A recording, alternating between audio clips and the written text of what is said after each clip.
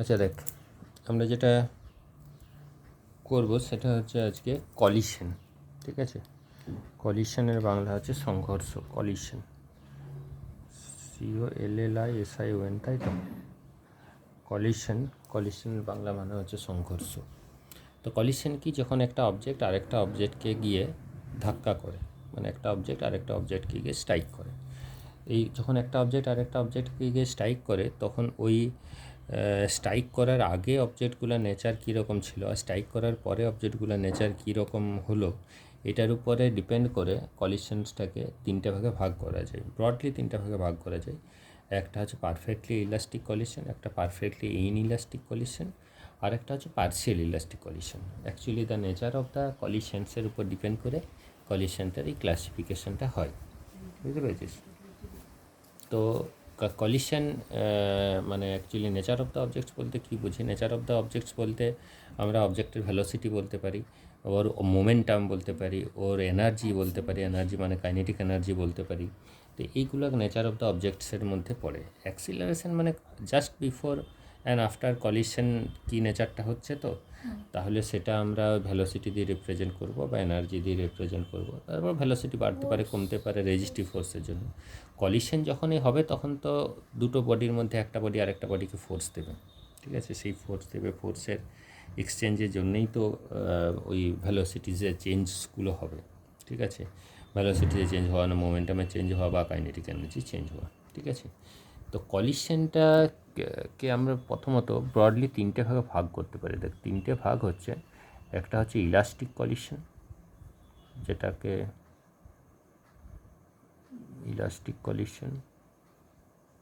যেটাকে perfectly elastic collision বলা যেতে পারে। ঠিক আছে, আর একটা হচ্ছে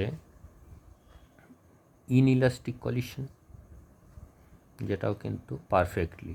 ঠিক আছে, ইনইলাস্টিক কলিশন। আর একটা হচ্ছে পার্শিয়াল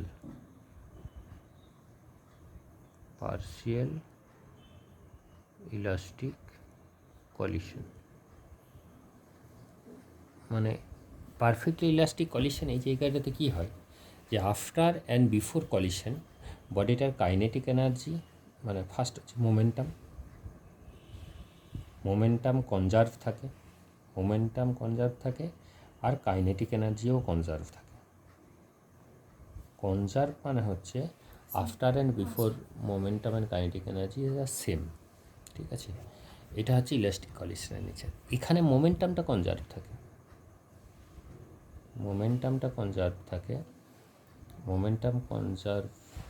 কিন্তু কাইনেটিক এনার্জি কনজার্ভ থাকে না, কাইনেটিক এনার্জি নট কনজার্ভ থাকে। ঠিক আছে, এখানেও মোমেন্টাম কনজার্ভ থাকে আর কাইনেটিক এনার্জি নট কনজার্ভ থাকে। সব থেকে বেশি কাইনেটিক এনার্জি চেঞ্জ হয় inelastic কলিশনে। Kinetic energy after and বিফোরের মধ্যে সব থেকে বেশি ডিফারেন্স হয় আমাদের ইনইলাস্টিক কলিশন যদি হয়। পার্শিয়াল ইলাস্টিক কলিশনের ক্ষেত্রে কাইনেটিক এনার্জির আরেকটুকু চেঞ্জটা কম হয়, কিন্তু সেখানেও চেঞ্জ হয়। মানে কলিশনের আগে যে এনার্জি ছিল কাইনেটিক এনার্জি, কলিশনের পরে পুরো কাইনেটিক এনার্জিটা আর পাওয়া যায় না, কিছুটা এনার্জি লস হয়ে যায়। অ্যাকচুয়ালি এনার্জি তো লস হয় না, এনার্জিটা কী হয়, একটা ট্রান্সফার হয়ে যায়, অন্য কোনো ডিফারেন্ট ফর্ম অফ এনার্জিতে থাকে। যখন দুটো অনেক অবজেক্ট এরকম করে কলিশন হলো, তখন একটা সাউন্ডও তো প্রডিউস হবে। সাউন্ড মানে কি? সাউন্ডও তো একটা কাইন্ড অফ এনার্জি। তো এই এনার্জিটা তো আসছে কোথার থেকে? বিফোর কলিশন হওয়ার আগে অবজেক্টগুলো যে এনার্জি ছিল সেখান থেকেই। তাহলে কলিশন হওয়ার আগে অবজেক্টগুলো যে এনার্জি ছিল সেটা কাইনেটিক এনার্জি ফর্মেই ছিল। তাহলে যখন কলিশনটা হলো, ডিউরিং দ্য কলিশন একটা সাউন্ড হলো, তো সাউন্ড এনার্জি প্রডিউস হলো। তাহলে সাউন্ড এনার্জি হওয়ার পরে বাকি রেস্ট অ্যামাউন্ট অফ এনার্জিটা আবার ওই বডিটার কাইনেটিক এনার্জি হিসেবে ট্রান্সফার হলো। তো এরকমভাবে কলিশনসগুলোকে আমরা তিনটে ভাগে ভাগ করতে পারি। এই নেচার অফ দ্য কলিশনটাকে বোঝানোর জন্য আরেকটা ফিজিক্যাল টার্ম ইউজ করা হয়, বুঝলি, যেটাকে কোফিসিয়েন্ট অফ কলিশন বলা যেতে পারে, বা কোফিসিয়েন্ট অফ কলিশন বা কোফিসিয়েন্ট অফ রেজিস্টিটিউশনস বলে। ঠিক আছে, বাংলাতে বলা হয় সংঘর্ষ গুণাঙ্ক। কোফিসিয়েন্ট অফ কলিশন,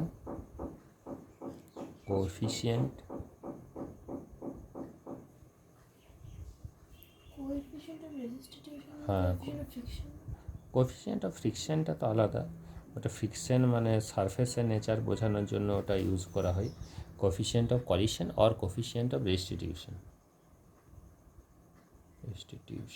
TIOSION মনে হয়, TITION কোএফিসিয়েন্ট রেস্ট্রিকশন, ঠিক আছে, দুটোকে ই দিয়ে বোঝানো হয়, ঠিক আছে। এটার ইটা হচ্ছে এরকম, এটা বোঝানো হয় এরকম করে, রিলেটিভ ভেলোসিটি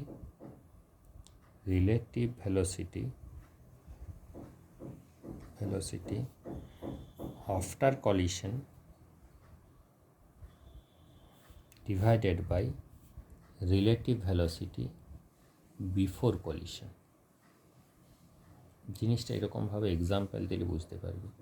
মনে কর একটা M1 মাস, তো এটা মনে কর E1 ভেলোসিটি নিয়ে মুভ করছে, আর একটা M2 মাস একটা U2 ভেলোসিটি নিয়ে মুভ করছে। এটা হেড অন কলিশন হবে, আমি ধরছি U1 গ্রেটার দেন U2, তাহলে এটা হেড অন কলিশন হবে। এই মাথাটা গিয়ে ডাইরেক্ট ধাক্কা করবে।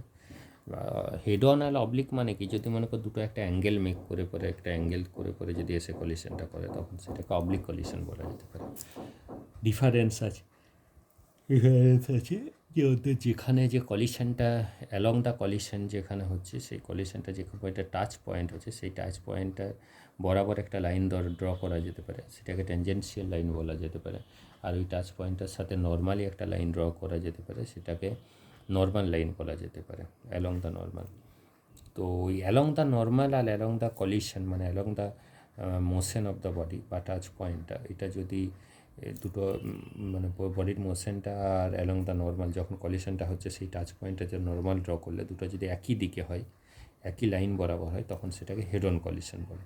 তো এটা কী করছে, এর মাথাতে ডিরেক্ট গিয়ে ধাক্কা করছে মানে কি বলতে, এরকমভাবে বডিগুলো ধাক্কা হচ্ছে না, তাহলে টাচ পয়েন্টটা তো এইটা, বুঝতে পেরেছিস? তো এই টাচ পয়েন্টের সাথে যদি একটা পারপেন্ডিকুলার লাইন ড্র করি, তো পারপেন্ডিকুলার লাইন কোনটা হবে? এটা পারপেন্ডিকুলার লাইন হবে, তাই না? তাহলে এই লাইন বরাবরই তো বডিটা এসেছে, এই লাইন বরাবরই তো বডিগুলো এসেছে। তারপর আবার এই লাইন বরাবরই ওরা আফটার কলিশন এই লাইন বরাবরই ফেলে যাবে।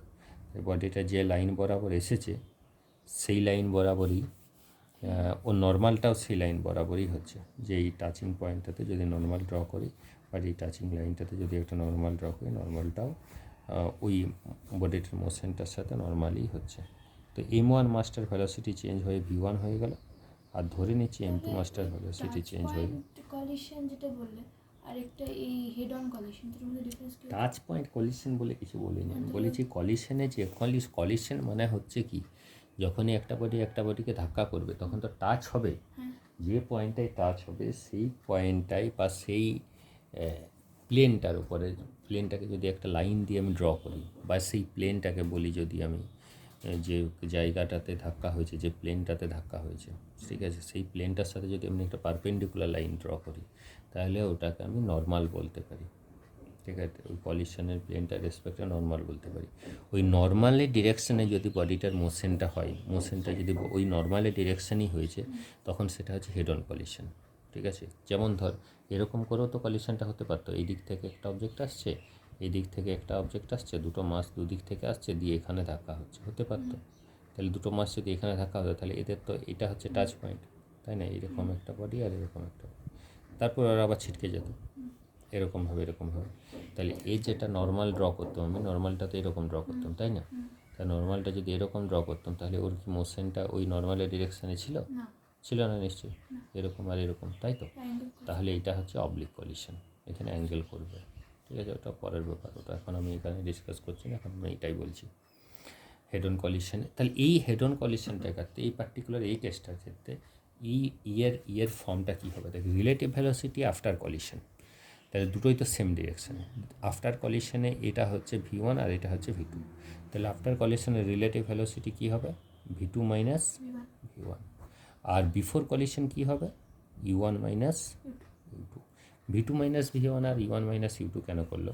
তার কারণ আমি সবসময় বেসিক থেকে কম সাবস্ট্রাক্ট করেছি, কারণ ক্যান নট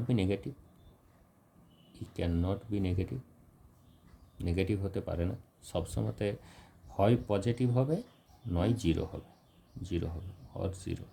অ্যাকচুয়ালি এটা রেঞ্জ ইন বিটুইন 1 to 0 হয়, 1 থেকে 0-র মধ্যে হয়।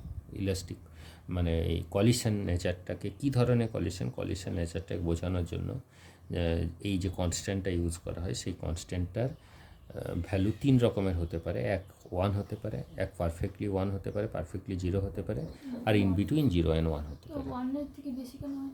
ওয়ানের থেকে বেশি যদি হয় তাহলে এখানে কাইনেটিক এনার্জিটা বেড়ে যাবে অ্যাকচুয়ালি। ওয়ানের থেকে বেশি যদি হতে হয় তাহলে এখানে তো রিলেটিভ ভেলোসিটির এক্সপ্রেশনটা থেকে আমরা ক্যালকুলেট করলে দেখা যাবে কি যে কলিশন হওয়ার আগে যেটা এনার্জি ছিল, কলিশন হওয়ার পরে অবজেক্টগুলো কাইনেটিক এনার্জি বেড়ে গেলো। প্র্যাকটিক্যালি সেটা কখনোই পসিবল নয়, কারণ বাইরের থেকে তো কোনো এনার্জি সাপ্লাই করা হচ্ছে না। একটা অবজেক্টের মধ্যে কোনো এনার্জি ট্রান্সফরমেশন হওয়ার জন্যে এনার্জি বেড়ে যাওয়ার সম্ভাবনা কোনো কিছুই সম্ভাবনাই নেই। তো তার জন্য এটা ওয়ানের থেকে বেশি হয় না, এটাকে ওয়ানের মধ্যেই ধরা হয় আর কি। তো সেই পিং পং বল যেগুলো আছে দেখবে, এবং একটা হাইট থেকে ফেললি তো ওখানে ধাক্কা খেয়ে পরে কখনো কখনো মনে হয় বলটা যতটা হাইট থেকে ফেললাম আমি তার থেকে বেশি উপরে উঠে গেল। তো ওই জায়গায় কোফিসিয়েন্ট অফ কলিশনের ভ্যালুটা কেটার দেন ওয়ানের থেকে একটু বেশি কনসিডার করা যেতে পারে, মানে ওখানে ভেলোসিটিটা বেড়ে গেছে কলিশন হওয়ার পরে।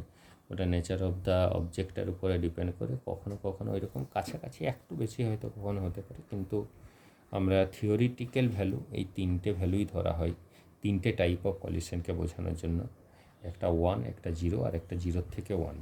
তো এই ইয়ের ভ্যালুটা যদি জিরো হয়, প্রথমে ইয়ের ভ্যালুটা যদি ওয়ান হয়, ইয়ের ভ্যালুটা ওয়ান হওয়ার অর্থ হচ্ছে এটা হচ্ছে ইলাস্টিক কলিশন, বাংলাতে বলা হয় স্থিতিস্থাপক সংঘর্ষ। ইয়ের ভ্যালুটা যদি জিরো হয় that is called inelastic collision, বাংলায় বলা হয় অস্থিতিস্থাপক সংঘর্ষ। আর পার্সিয়াল ইলাস্টিক কলিশন মানে হচ্ছে যেটা হচ্ছে আংশিক স্থিতিস্থাপক সংঘর্ষ, বাংলাতে বলা হয় জিরো লেস দেন ওয়ান, মানে ইন বিটুইন জিরোর থেকে ওয়ান। জিরোর থেকে ওয়ানের মধ্যে হলে তখন সেটা হচ্ছে পার্সিয়াল ইলাস্টিক কলিশন। এই তিন রকমের কলিশন হতে পারে, ঠিক আছে, এই তিন রকমের কলিশন হয়। এরপরে দেখ এই কলিশনসগুলোকে, মানে কলিশনের আগে বা কলিশনের পরে, এই অ্যাকর্ডিং টু দ্য কলিশনস, এই কলিশনগুলোর মানে তো নেচার অনুযায়ী এর ভ্যালোসিটিসগুলো ডিফারেন্ট হবে, V1 আর V2 ভ্যালুগুলো, ম্যাগনিটিউডগুলো ডিফারেন্ট হবে। তো আমরা এখানে যেটা করব, we want to find out a general expression of the velocity of the bodies just before the collision. Just after the collision হওয়ার পরে ওদের ভ্যালোসিটিসগুলো কত হবে। কলিশন হওয়ার আগে কিছু ভ্যালোসিটি ছিল, ধাক্কা হলো, ধাক্কা হওয়ার পরে ভ্যালোসিটিগুলো কীরকমভাবে চেঞ্জ হবে, ঠিক আছে। এই এক্সপ্রেশনসগুলোকে আমরা ক্যালকুলেট করব কীরকমভাবে। মনে কর সাপোজ একটা এই সিচুয়েশানটা, M1 mass moving with U1 velocity আর M2 mass moving with U2 velocity. After a certain time they collide with each other and the velocity of M1 become V1 and the velocity of M2 become V2, ঠিক আছে। Then দেখি for the each kind of collision, elastic collision হোক, inelastic collision হোক বা partial elastic collision হোক, for each kind of collision momentum always conserve. Kinetic energy maybe এটার ক্ষেত্রে conserve, এটার ক্ষেত্রে নয়, আর এটার ক্ষেত্রেও নয়, কিন্তু কাইনেটিক এনার্জি ডিফারেন্স হলেও মোমেন্টাম অলওয়েজ কনজার্ভ, মোমেন্টাম কনজার্ভই হয়। তাহলে according to momentum conservations theory we may write that the kinetic energy আগে যা ছিল, kinetic energy just before the collision আর kinetic energy after the collision both are same. Then from the equation of conservation of linear momentum we may write that m1 u1 plus m2 u2 is equal to m1 v1 plus m2 v2. So this is our equation 1. This is our equation 1 we get from the momentum conservation law. Momentum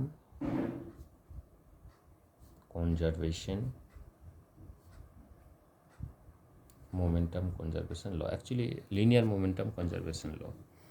So linear momentum conservation law থেকে we may write this equation, and from the expression of the coefficient of collision we may write E is equal to V2 minus V1 divided by U1 minus U2. তাহলে এই দুটো equation থেকে we want to find out the expression of V1 and V2.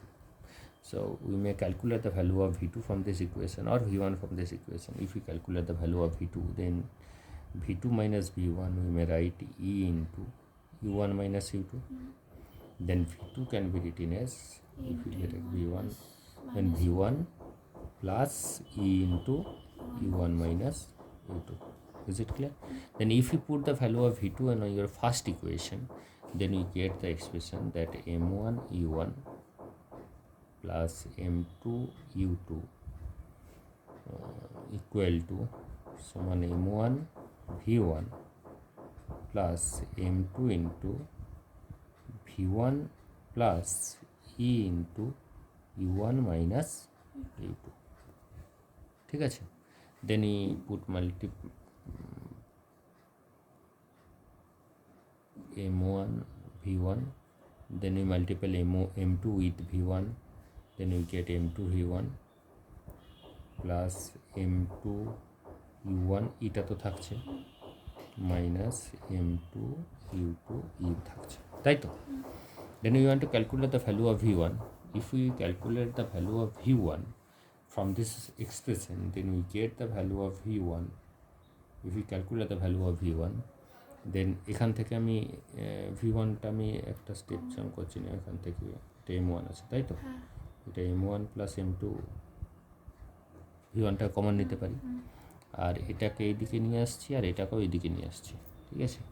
তাহলে এখান থেকে যদি আমি u1টা common নিই তাহলে we may right m1 minus E m2, ঠিক আছে।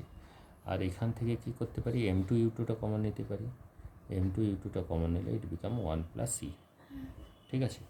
So v1 or v1 is equal to m1 minus e m2 divided by m1 plus m2 into u1 plus m2 u2 divided by m1 plus m2 into 1 plus e, ঠিক আছে।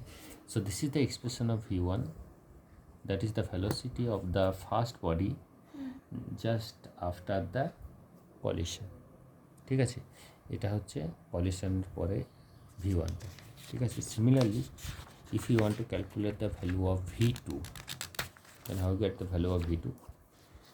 If you want to calculate the value of v2, then we may calculate the value of v1 from this equation and we put here, and if we calculate the value of v2, then value of v2 our প্রথমত if we calculate the value of v1 from this equation, what is the value of v1?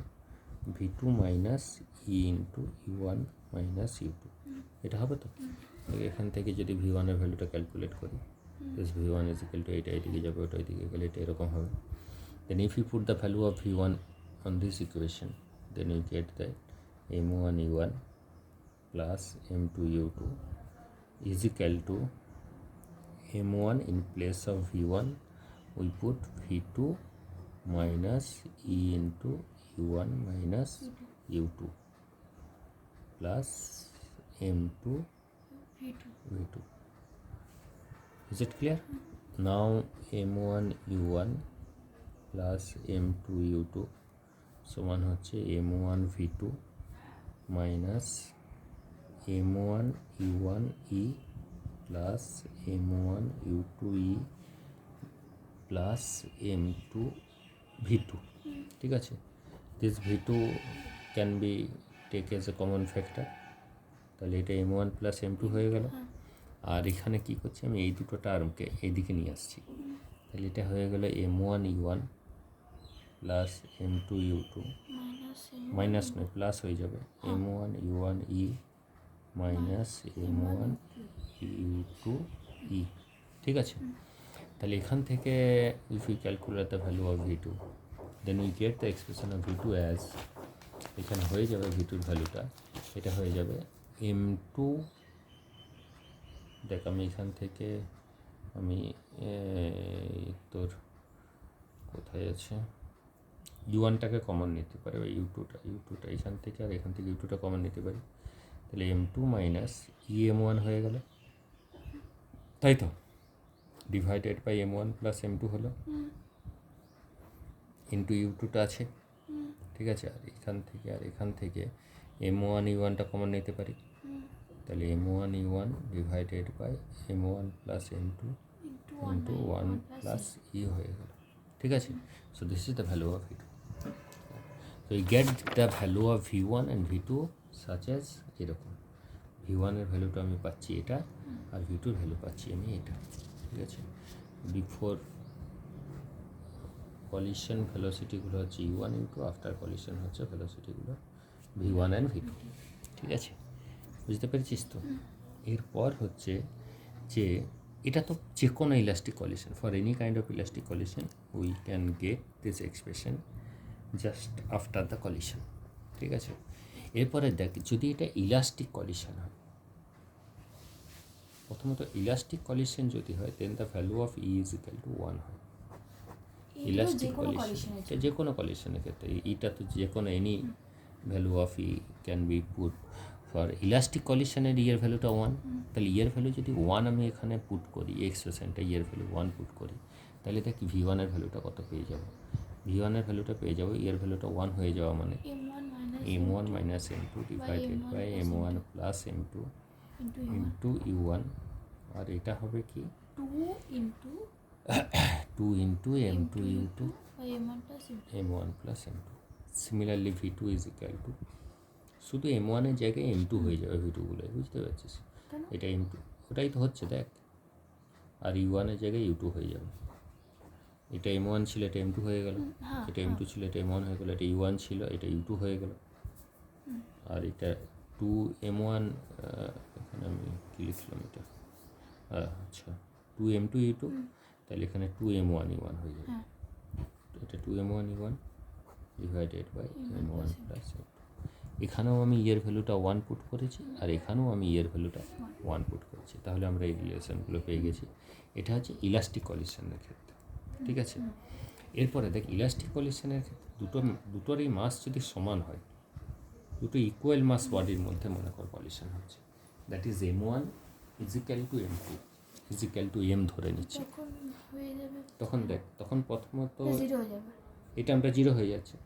এই টার্মটা zero হয়ে যাওয়া মানে হচ্ছে এখানে হয়ে যাবে, এই টার্মটা জিরো হয়ে যাওয়া মানে হচ্ছে এটা হয়ে গেল v1 ইজিক্যাল টু দেখ u2 হয়ে যাবে, আর v2 ইজিক্যাল টু হয়ে যাবে u1।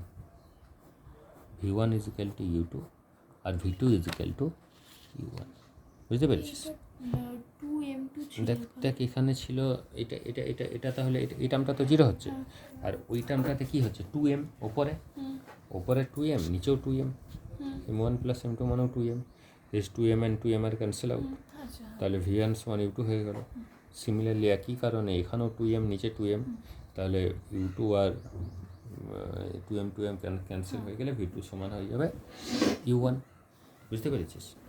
তো এই ঘটনাটা ঘটছে কলিশনে যদি দুটো ইকুয়াল মাস হয়, ইকুয়াল মাস অফ বডিজের ক্ষেত্রে, বুঝতে পেরেছিস তো? আর হচ্ছে কি সে যদি মনে কর এদের মনে কর m1 মাস, যেটা m1 মাসটা মুভ করছে, যেটা u1 ভেলোসিটি নিয়ে, m1 মাসটা মনে কর একটা u ভেলোসিটি নিয়ে মুভ করছে, ঠিক আছে? আর m2 মাসটা কী আছে, m2 মাসটা মনে কর রেস্টে আছে, ঠিক আছে? m2 মাসটা মনে কর রেস্টে আছে, রেস্ট মানে হচ্ছে কি ওর u2টা কত, u2টা মনে কর 0। এরকম কোনো সিচুয়েশান হতে পারে যে m1 মাসটা মুভ করছে একটা ইউ ভেলোসিটি নিয়ে, এরকম একটা, এটা একটা খুব স্বাভাবিক সিচুয়েশন, আর m2 মাসটা হচ্ছে জিরো হচ্ছে, তাহলে m2 মাসটা হচ্ছে এটা হচ্ছে রেস্টে আছে, ঠিক আছে? তাহলে m2 মাসটা যদি রেস্টে থাকে এরপরে কী হবে দেখ, m2 মাসটা রেস্টে আছে মানে u2টা জিরো, u2টা জিরো, তাহলে u2টা জিরো যদি এখানে হয়ে যায় তাহলে v1 এর ভ্যালুটা যেটা হচ্ছে, v1 এর ভ্যালু যেটা হচ্ছে সেটা হচ্ছে m1 minus m2 divided by m1 plus m2 into u1, এটা হচ্ছে। আর আমাদের v2 এর ভ্যালুটা হচ্ছে, v2 এর ভ্যালুটা হচ্ছে আমাদের এটা জিরো, তাহলে 2m1 u1 divided by m1 plus m2 into u1 নয়, এটা u1 এর ভ্যালুটা এটা u, তাহলে এটা u লিখতে পারি, ঠিক আছে? আরেকটা হচ্ছে যেটা যে যদি মনে কর দুটোর মাস ইকুয়াল হয়ে যায় তখন কিন্তু v1টা জিরো হয়ে যাবে, তাই না? যদি মনে কর দুটোর মাসে ইকুয়াল হয়ে যায়, এখানে যদি মনে কর এই কন্ডিশনটাও হয়, পারি না যে এই কন্ডিশনটাও যদি মনে কর হয়, যে যদি মনে কর M1 আর M2 যদি দুটো ইকুয়াল হয়ে যায়, তখন কি একটা মজার জিনিস হবে দেখ। এই এই এই টার্মটা জিরো হয়ে যাবে, আর এই টার্মটা হয়ে যাবে, ভিটুর ভ্যালুটা হয়ে যাবে ইউ। তার মানে সিচুয়েশানটা কি, যে এই অবজেক্টটা গিয়ে একে ধাক্কা করবে, এ হয়ে যাবে রেস্টে, আর এ যা ভ্যালোসিটি নিয়ে যাচ্ছিলো সেই ভ্যালোসিটি নিয়ে এ বেরিয়ে যাবে। বুঝতে পেরেছিস তো? মানে দুটো মার্বেল মনে কর, একই রকমের দুটো মার্বেল। এখানে মনে কর এইটা একটা গ্রিন মার্বেল আর এইটা একটা রেড মার্বেল, একই ডাইমেনশনের, মানে একই সাইজের।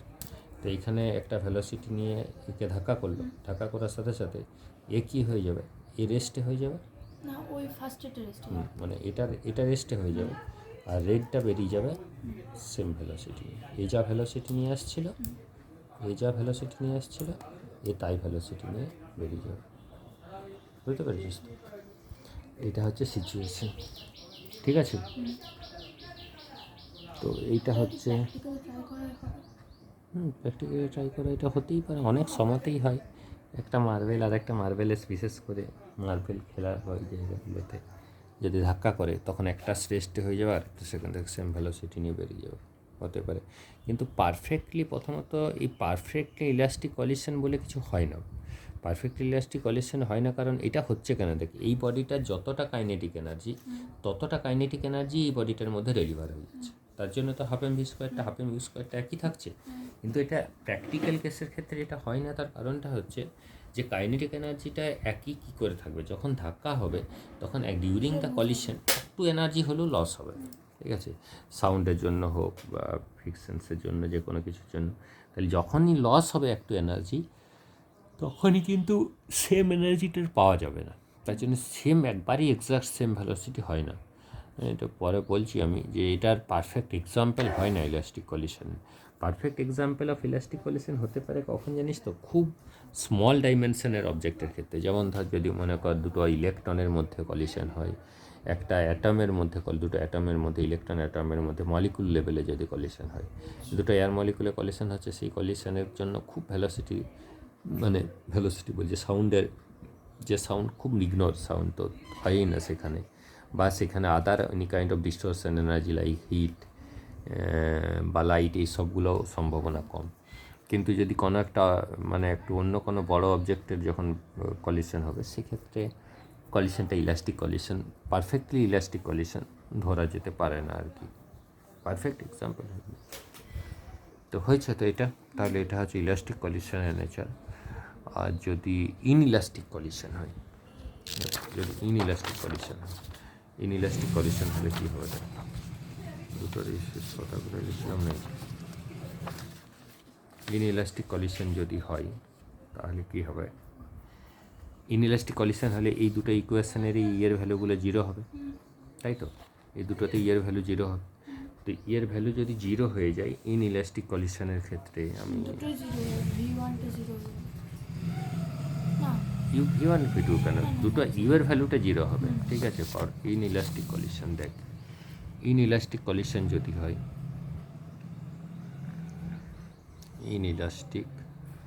ইনইলাস্টিক বলতে আমি পারফেক্টলি বলছি, ঠিক আছে? Is equal to zero. Inelastic collision হলে কি হবে, ইনইলাস্টিক কলিশন হলে V1-এর ভ্যালুটা যেটা হয়ে যাবে, দেখ, V1-এর ভ্যালুটা যখন আমি ইয়ের ভ্যালুটা জিরো পুট করব, ওটা পুট করে তুই দেখবি, এটা আমি লিখে দিচ্ছি, M1 divided by M1 plus M2 into U1 হবে, আর plus M2 divided by M1 plus M2 into U2 হবে, ঠিক আছে?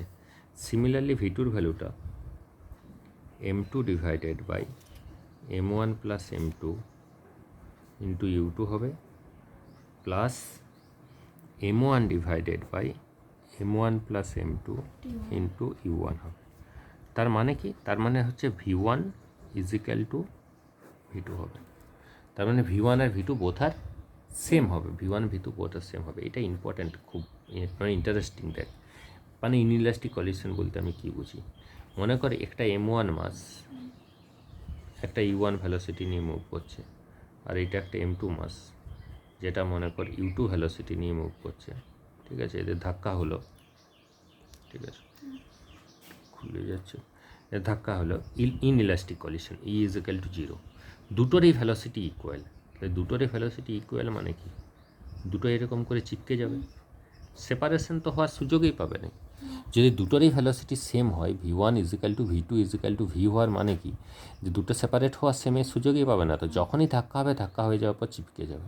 ঠিক আছে, তো পারফেক্টলি ইনইলাস্টিক কলিশনের এক্সাম্পল এরকম হতে পারে, অনেক কিছুই হতে পারে। তুই ভাব, মনে কর একটা তোর মনে কর একটা একটা একটা তোর ওই যে ক্লেগুলো তুই, বা যে তোর ওই ময়দার একটা, তুই একটা এরকম গোল্লা করলি, ঠিক আছে, একটা পাথর আছে, তুই ময়দার গোল্লাটা পাথরটা গিয়ে ধাক্কা করলি, তো ওটা চিটে যাবে, তো চিটে গিয়ে দুটো একসাথে যাচ্ছে।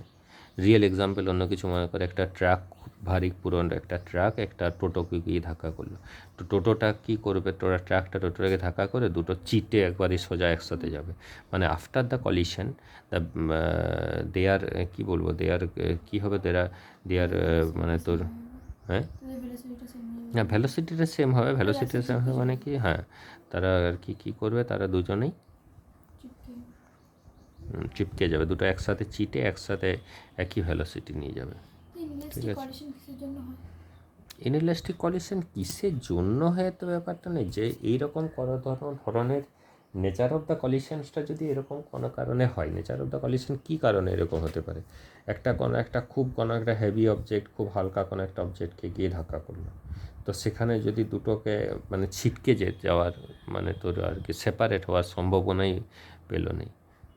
তো অবজেক্টসের নেচারগুলোর উপরে ডিপেন্ড করবে যে কলিশনটা কীরকম ধরনের হবে। তুই একটা ভাব, একটা মার্বেলকে গিয়ে ধাক্কা করলো, তো একটা মার্বেলকে গিয়ে ধাক্কা করলো, সেটা যে ধরনের কলিশন হবে, যদি মনে কর দুটো পিংপং বল কলিশন করলো, একে অপরকে ধাক্কা করলো, একই রকম নিশ্চয়ই হবে না।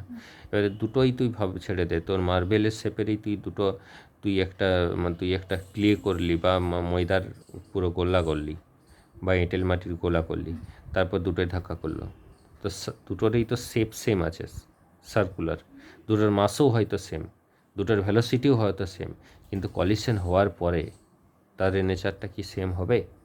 হবে না নিশ্চয়ই। তো এই জিনিসটা হচ্ছে ইনইলাস্টিক কলিশনের। না, শেপের উপরে কেন হতে যাবে, নট অনলি শেপ শুধুমাত্র শেপ নয়, শেপের উপরেও কিছুটা ডিপেন্ড করতে পারে, সব কিছুর উপর ডিপেন্ড করবে কি ম্যাটেরিয়ালটা যেটা দিয়ে তৈরি কলিশনস যেগুলো হচ্ছে। ডিফারেন্ট হতে পারে, যে কোনো কিছুর ক্ষেত্রেই ডিফারেন্ট হতে পারে। তো যে কোনো কলিশনটা কীরকম ধরনের হবে, সেটা কলিশনের আগে ওদের ভ্যালোসিটি কত, মাস কত, ওই অবজেক্টগুলোর নেচার কীরকম, সেই সব কিছুর উপর ডিপেন্ড করবে। ঠিক আছে, কলিশনটা কীরকম ধরনের কলিশন, এটা বোঝানোর জন্য ইটা ব্যবহার করা হয়, যেটা কোফিশিয়েন্ট অফ রেস্টিটিউশন বা কোফিশিয়েন্ট অফ কলিশন, যে জিনিসটাকে আমরা বলছি। বুঝতে পেরেছিস তো? এটা ইম্পর্ট্যান্ট টার্ম, খুব ইম্পর্ট্যান্ট জায়গা, এটা ভালো করে করবি। এখানে একটা জিনিস যেখানে হচ্ছে যে M1 আর M2 যদি দুটো সমান হয়ে যায়, তাহলে M1 আর M2 দুটো সমান হয়ে গেলে এখানে কি হয়ে যাবে বলতো, এই V1 আর V2-র ভ্যালুটা দেখ, M1 আর M2 যদি দুটো সমান হয়ে যায়, মানে দুটোর মাস যদি সমান হয়ে যায়, দুটোই তাই হবে, V1 সমান হয়ে যাবে U1 + U2 / 2 হবে। দেখ, এখানে M, এখানে 2 M, এখানেও M, এখানেও 2 M, তার মানে কি হয়ে যাবে U1 + U2 / 2। V2টাও তাই হবে, V1 R V2 both are same হবে, মানে ওদের যখন ধাক্কা হচ্ছে, তখন ধাক্কা হওয়ার পরে V1 আর V2 যদি দুটো সেম হয়, মানে মাসগুলো যদি সেম হয়, তাহলে ওদের কলিশন হওয়ার পরে ওদের ভ্যালোসিটিটা এভারেজ ভ্যালোসিটির মতন হয়ে যাবে। ঠিক আছে, এটা খুব ইন্টারেস্টিং কনসেপ্ট। যদি উল্টো দিক থেকে আসছে কী হবে বলতো, মনে করি একটা এই দিক থেকে আসছে, একটা এই দিক থেকে আসছে, দিয়ে ধাক্কাটা হলো কলিশন, তখন এটা তো এগুলো ভেক্টরিক্যাল সাম হয়। ঠিক আছে, এগুলো ভেক্টরিক্যাল সাম, কিন্তু ভেক্টরিক্যাল সাম হয়ে যাওয়া মানে যদি দুটোর ভ্যালোসিটি সেম হয়ে যায়, ইনইলাস্টিক কলিশন যদি হয়, তাহলে ওরা আর কিছুই হবে না, ওরা চিপকে যাবে, চিড়ে যাবে, রেস্টে চলে আসবে, ভিএর ভ্যালুটা 0 হয়ে যাবে। আর যদি মনে করো কোনো একটার বেশি থাকে, তো সেই দিকে যাবে। বুঝতে পারছিস তো, মানে সেখানে কিন্তু U1 - U2 হয়ে যাবে যদি দুটো অপোজিট ডিরেকশানে আসে। এগুলো নিউমেরিক্যালস থাকে, কোশ্চেন্স থাকে, নিউমেরিক্যাল বেস কোশ্চেন্সের মতো। তো বোঝা গেছে তো, তাহলে এইটা হচ্ছে ব্যাপার তাহলে কলিশনের। ঠিক আছে। আর একটা যদি রেস্টে থাকে তখন কী হবে, একটা রেস্টে থাকলে একটা গেল, তাহলে ওরা দুটো চিপকে যাবে, চিপকে পরে ওদের ভ্যালোসিটিটা ওই যে ভ্যালোসিটি নিয়ে ওটা এসেছে সেটা ডিভাইডেড বাই 2 হয়ে পরে সামনের দিকে যাবে, যদি ইউটুটা 0 থাকে মনে করো। একটা রেস্টে আছে আর একটা মোশনে আছে, বুঝতে পেরেছিস তো? এটা ইম্পর্টেন্ট, কিন্তু এটা ঠিক করে করবি। এরপর যেটা আছে, এই এক্সপ্রেশনসগুলোকে সবগুলোকে লিখবি, এগুলোকে বক্স করবি, প্রত্যেকটা মেশিনের ভ্যালোসিটিসগুলোকে, কোফিশিয়েন্ট অফ রেস্টিটিউশনস দিয়ে যে ইকুয়েশনসগুলো আছে এগুলো সব মনে রাখতে হবে। কিভাবে এসছে সেগুলো তো দেখলি, কিন্তু এগুলো মনে রাখাটাই মনে রাখতে হবে, ঠিক আছে? এরপর দেখ, কলিশনের আগে আর পরে এদের এনার্জির একটু ডিফারেন্স হয়, এনার্জি ডিফারেন্স হয়। ইনইলাস্টিক কলিশনের ক্ষেত্রে হয় না, ওখানে কাইনেটিক এনার্জিটা সেম থাকে, কিন্তু পার্সিয়াল ইলাস্টিক বা তোর ইলাস্টিক কলিশনের ক্ষেত্রে হয় না। আর পার্সিয়াল ইলাস্টিক আর ইনইলাস্টিক কলিশনের ক্ষেত্রে কাইনেটিক এনার্জিটা ডিফারেন্স হয়। সো ওই ডিফারেন্সটা আমরা ক্যালকুলেট করতে পারবো কীরকম করে, দেখ যে কাইনেটিক এনার্জির আগে যেটা, মানে তোর কলিশনের আগে যেটা কাইনেটিক এনার্জি, সেটা কত হবে, half of m1 u1 square plus half of m2 u2 square. আর পরে যেটা এনার্জি সেটা হচ্ছে half of m1 v1 square plus half of m2 v2 square. এটা তো গল্প। তাহলে এখানে ইনিশিয়াল কাইনেটিক এনার্জিটা একটু ফাইনাল কাইনেটিক এনার্জির থেকে বেশি হবেই, কারণ ফাইনালি কলিশন হওয়ার সময়তে ডিউরিং দ্য কলিশনে একটু এনার্জি লস হবে, জেনারেল এনি কলিশনের ক্ষেত্রে এটাই হওয়া উচিত। তো আর এখানে কিন্তু মোমেন্টামটা কনজার্ভ থাকবে। তাহলে মোমেন্টামটা যদি কনজার্ভ থাকে, তাহলে মোমেন্টাম কনজারভেশন থেকে আমি লিখতে পারি m1 u1 plus m2 u2 সমান m1 v1 প্লাস m2 তাহলে এটা যদি হয় তাহলে কি হবে, দেখ এই দুটো ইকুয়েশন থেকে প্রথমত লস অফ কাইনেটিক এনার্জি আমি কত বলতে পারি, লস অফ কাইনেটিক এনার্জি এটাকে আমি বলতে পারি ইআই মাইনাস ইএফ। তো ইআই মাইনাস ইএফ যদি আমি করি তাহলে এক্সপ্রেশনটা আমার দাঁড়াবে half of m1 u1 square plus half of m2 u2 square minus half of m1 v1 square minus half of m2 v2 square. তো এই দুটো ইকুয়েশনকে যদি আমি সলভ করি না, তখন আমার এই এক্সপ্রেশনটা এরকম দাঁড়াবে। এই সলভটা তোর করা দরকার নেই, সলভটা অনেক বড় ম্যাথামেটিক্যাল ইকুয়েশন, কিন্তু এই সলভটা যদি আমি করি তাহলে এই সলভটা করলে এটার ভ্যালুটা দাঁড়াবে এরকম, half of m1 m2 divided by m1 plus m2 into u1 minus u2 তার whole square minus v1 minus v2 of whole square. এটা অনেক বড় ক্যালকুলেশন, ম্যাথামেটিক্যাল ক্যালকুলেশন, আমি আর করছি না, করা যাবে। এখান থেকে v1-এর ভ্যালুটা নিয়ে এখানে বসালাম, v2-র ভ্যালুটা নিয়ে বসি পরে, তাহলে আমাকে এটা বেরিয়ে যাবে এই ফর্মে এটা, ঠিক আছে? কিন্তু এটা অনেক বড় হবে, তো সব থেকে বেটার হবে প্রথমে স্কোয়ার করে নিও, স্কোয়ার করে স্কোয়ারের ভ্যালুগুলোকে যাই হোক। তো এটা ক্যালকুলেট করলে এটা এরকম হবে। আর আমরা কোফিশিয়েন্ট অফ রেস্টিটিউশনের এক্সপ্রেশন থেকে আমরা যেটা জানি E is equal to v2 minus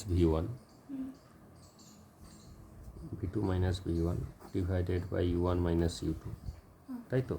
তো সেখান থেকে কাইনেটিক এনার্জি চেঞ্জের যে ইকুয়েশনটা সেটা হবে half of m1 m2 divided by m1 plus m2 into u1 minus u2 of 1 minus square, ঠিক আছে?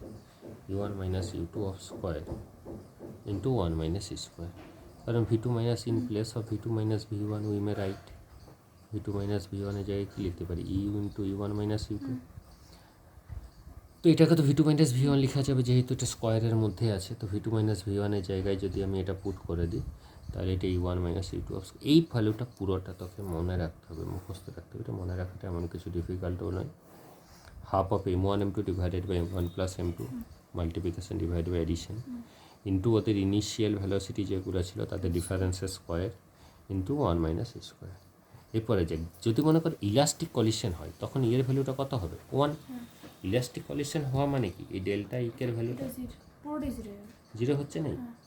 ডেল্টা ইকের পুরো ভ্যালুটা জিরো হচ্ছে না ইলাস্টিক কলিশন হওয়া মানে। হুম। তাহলে এখানে কি চেঞ্জ অফ কাইনেটিক এনার্জিটা zero. Hmm. Change of kinetic এনার্জিটা জিরো মানে হচ্ছে Energy যে বাড়ছে। কাইনেটিক এনার্জি আগে যা ছিল কাইনেটিক এনার্জি পরেও তাই আছে, ঠিক আছে। আর ইনইলাস্টিক কলিশনের ক্ষেত্রে কী হবে, ইনইলাস্টিক কলিশনের ক্ষেত্রে কী হবে দেখ, ইনইলাস্টিক কলিশনের ক্ষেত্রে ই ইজিক্যাল টু জিরো হবে, তাই তো। ই ইজিক্যাল টু জিরো যদি হয় তাহলে ডেল্টা ইকের ভ্যালুটা কত হবে, ই ইজিক্যাল টু জিরো হলে ডেল্টা ইকের ভ্যালুটা হবে half of m1 m2 divided by m1 plus m2 into u1 minus u2 of square হবে, কারণ ইয়ের ভ্যালুটা জিরো। হ্যাঁ, তাহলে এইটা হচ্ছে কি বলতে, এটা হচ্ছে ম্যাক্সিমাম লস। এই যে এক্সপ্রেশনটা এটা হচ্ছে ম্যাক্সিমাম লস ইনইলাস্টিক কলিশনের ক্ষেত্রে। সব থেকে বেশি লস অফ এনার্জি হবে এই এই এক্সপ্রেশনটা থেকে আর কি ক্যালকুলেট করা যায়। নিউমেরিক্যাল ভ্যালু দেওয়া থাকবে এগুলোর m1 m2 তাহলে তোকে ওখান থেকে ক্যালকুলেট করতে হবে, বুঝতে পেরেছিস তো। তো এইগুলো খুব ইম্পর্ট্যান্ট, এই রেজাল্টসগুলো, তো রেজাল্টগুলো একটা জায়গায় করবি, প্রত্যেকটা এক্সপ্রেশনসগুলো করবি, যে এক্সপ্রেশনসগুলোকে আমি বক্স করলাম সেই এক্সপ্রেশনসগুলোকে বক্স করবি, ওগুলোকে মনে রাখতে হবে, এটা চার্ট করবি, ঠিক আছে। তো তারপরে এটার প্রচুর অ্যাপ্লিকেশানস আছে কলিশনের, ডিফারেন্ট টাইপ অফ কলিশনসের, সেই অ্যাপ্লিকেশানসগুলোও করতে হবে, ঠিক আছে। আরেকটা জিনিস ধরো আমরা এখানে যেটা করছি ইটাকে, হুম এই u1 মাইনাস u2টা, হুম ওখানে u1 মাইনাস u2 কেন করছি, কারণ কি u2 এর ভ্যালুটা তো বেশি হতে পারে না। তাহলে u2 এর ভ্যালুটা যদি বেশি হয় তাহলে তো কখনোই কলিশনটা হবেই না, ও হ্যাঁ। এটা তো আগে আছে। কলিশন হতে গেলে এটাই হতে হবে, u1 is greater than u2, ঠিক আছে। কলিশন হওয়ার পরে এটা হবে। আর এইগুলোর বাংলাতে একটু ডেফিনেশনগুলো আমি বলে দিয়েছিল, এগুলোর একটু সুবিধা হবে। ইলাস্টিক কলিশনের বাংলাতে ডেফিনেশনগুলো এরকম হয় যে সংঘর্ষের আগে এবং পরে কোনো বস্তুর ভরবেগ এবং গতিশক্তি যদি ধ্রুবক হয় তাহলে সেই ধরনের সংঘর্ষকে পূর্ণ স্থিতিস্থাপক সংঘর্ষ বলে। আর এখানে সংঘর্ষের আগে এবং পরে ভরবেগ সংরক্ষিত হলেও গতিশক্তি সংরক্ষিত হয় না, তাকে পূর্ণ অস্থিতিস্থাপক সংঘর্ষ বলে। আর এখানে হচ্ছে সংঘর্ষের আগে এবং পরে ভরবেগ সংরক্ষিত কিন্তু গতিশক্তি সংরক্ষিত হয় না, সেটাকে আংশিক স্থিতিস্থাপক সংঘর্ষ বলে, বাংলাতে ডেফিনেশন হবে। এটার কোনো সাধারণত পারফেক্ট এক্সাম্পল হয় না, আর এটার পারফেক্ট এক্সাম্পল হতে পারে ওই রকম ধরনের এক্সাম্পল, যদি একটা বস্তু আর একটা বস্তুকে ধাক্কা করলো, দুটো বস্তু চিটে একসাথে একই ভ্যালোসিটি নিয়ে গেল, সেরকম ধরনের যে কোনো রিয়েল এক্সাম্পল তুই দিতে পারিস। আর আংশিক স্থিতিস্থাপক সংঘর্ষ যে কোনো ধরনের সব সংঘর্ষই আংশিক স্থিতিস্থাপক সংঘর্ষ। আর ইলাস্টিক কলিশনের পারফেক্ট এক্সাম্পল বলে হয় না, কিন্তু ধরে নেওয়া হয় যে মলিকুলার লেভেলে যে কলিশনগুলো, মানে আণবিক লেভেলে, আণবিক জায়গাতে যে ধাক্কাগুলো হয় সেই ধাক্কাগুলোকে আমরা স্থিতিস্থাপক সংঘর্ষ হিসাবে আমরা ধরতে পারি আর কি, ঠিক আছে। স্থিতিস্থাপক সংঘর্ষ হিসাবে ধরা যেতে পারে। যেমন ইলেকট্রনের সাথে যদি ধাক্কা হয়, একটা ইলেকট্রন একটা পরমাণুর সাথে যদি ধাক্কা হয়, পরমাণু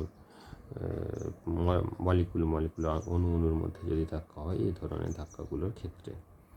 আর আরেকটা হচ্ছে সেটা হচ্ছে এখানে ইয়ের ভ্যালুটা 1 হয়, ইয়ের ভ্যালুটা 0 হয়, আর এটা 0 থেকে 1-এর মধ্যে হয় এগুলোর ক্ষেত্রে। হ্যাঁ, একটা হচ্ছে যেটা অবলিক কলিশন, যদি মনে কর যে কলিশনগুলো একটা কোণ করে যদি ধাক্কাগুলো হয়, তো কোণ করে যদি ধাক্কাগুলো হয় আর কলিশনের পরে ওদের বেগের মান কীরকমভাবে পরিবর্তিত হয়, এটা নিয়ে আমি একটা ভিডিও ক্লাস করে দেবো পরের দিনে, সেখানে বাকি অংশটা থাকবে। তো এইটা কলিশনের আমার স্বাভাবিক যে এক্সপ্রেশনসগুলো, সেই এক্সপ্রেশনসগুলো করলাম। এই এক্সপ্রেশনসগুলো প্রত্যেকটাই করবি, করে পরে এগুলো বক্স করে থিওরির মতো করে রাখবি, ঠিক আছে।